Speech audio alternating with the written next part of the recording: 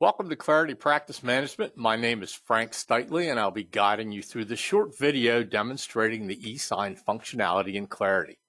What's unique about our e-signature process is that it's not dependent on email for the signing process. Everything takes place directly on Clarity Practice Management, and your clients will actually be able to successfully complete the process. You can see I'm logged into Clarity from the firm side. Let's talk about a few setup items.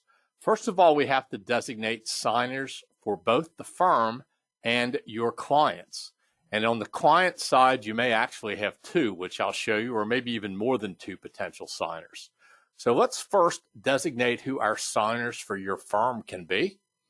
I'll go to Administration, and down to Staff, then down to Manage User Accounts. If you've been using Clarity for a while, you might notice that we have a new column here called the Signer column. So all the people you are going to permit to sign on behalf of the firm, you will go in and you'll hit the Edit button, and then you'll toggle the little signer switch, hit Update, and that's all it takes to add someone to your firm signers. Let's talk next about how to designate signers for your clients. I have up a client, Mommy and Daddy Shark here. The way to designate signers for your clients is to go over to User Accounts, and you will see a new toggle switch here called Authorize Signer. And here you can see that it's toggled yes for both Mommy and Daddy Shark. In the case of an 8879 form for individual tax returns, both the taxpayer and the spouse have to have an account in Clarity. They have to have different email addresses, and they'll both be asked to sign separately per IRS regulation. Now, let's talk about the places that you can post documents for e-signing. First of all, you can post them here at the client record. We have an e-sign tab.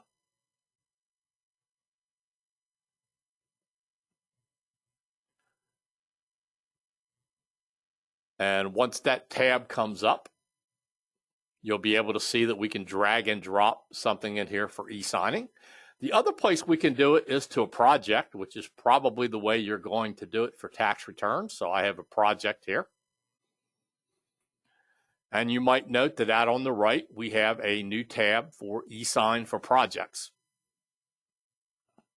Next, I'm going to demonstrate how easy it is to set up esign, and I'll walk you through all the way through the client signing it on their side. So I'm going to take an engagement letter, and I'm going to drag and drop it. And once I've done that, you can see now I have an esign document, and our next action is to click on the Prepare and Send button. This opens a window that looks a lot like Adobe Acrobat.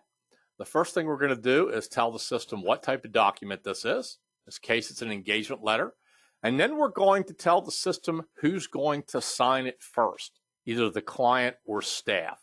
And in this case, I'm only going to have client sign it.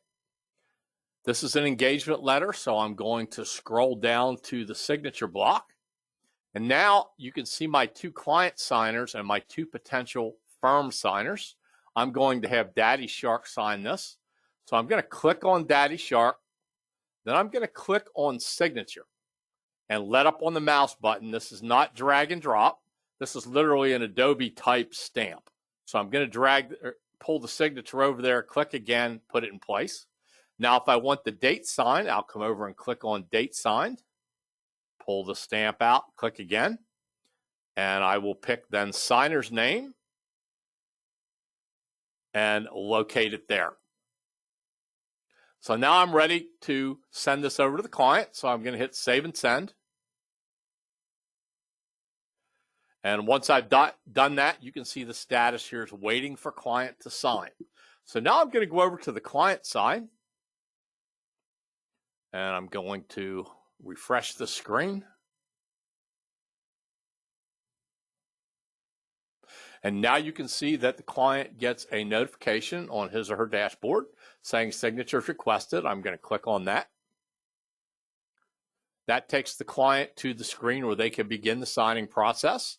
All they have to do is click on Review and Sign. Now we have an intent to sign electronically, which they have to accept. And now they scroll down to the signature block, click on the signature block, and then they can draw a signature here, or they can optionally type a signature. And when you type the signature, get a choice of fonts. So you can see that created the signature. It also date stamped it and also put the client name. Now all it takes is just approve. And then they have to agree that they agree to be legally bound, hit the accept button. And that's all it took for them to e-sign this document. Now, if we go back to the firm side, and I'm going to refresh this tab, you can see now that the status is completed. We have an e-signed document. There's also going to be a notification on the user dashboard for anybody on this project that the document has been signed. Now let's take a look at this document. And if we scroll down, you can see that we have the signature in there. And if I scroll down beyond the documents, you can see here we have the IRS required document trail. So what this does is it does all of the logging required by the IRS for an e-signed document. So that's how easy the process is. What I want to show you next is how to set up an 8879 form for signing, because you're going to have more than one signature. So I'm going to go back to the project screen. And this time I am going to drag and drop in an unsigned 8879 form. Now you can see that I have it ready to prepare and send. So I'll hit prepare and send. This time I'm going to want to have both clients sign this. So what I'm going to do is click first on Daddy Shark, he's the taxpayer, and click on signature. And then I'm going to locate that stamp out here, click and let it down. This time I'm going to click on Mommy Shark, click on signature, and I'm going to locate the signature block for Mommy Shark. And finally, if I want the firm to be able to sign, I'll click on the firm person that I want to sign signature and put it down here. I have to pick the document type, which is an 8879, and the signing order, client, and that's all there is to it. Now the client will have the opportunity to sign the 8879, and when that is done, the firm will have the opportunity to sign it to complete the signing process. I think you can see how easy it is to set up documents in Clarity Practice Management for e-signature, and how easy it is for your clients to complete the e-signature process. Thanks for watching.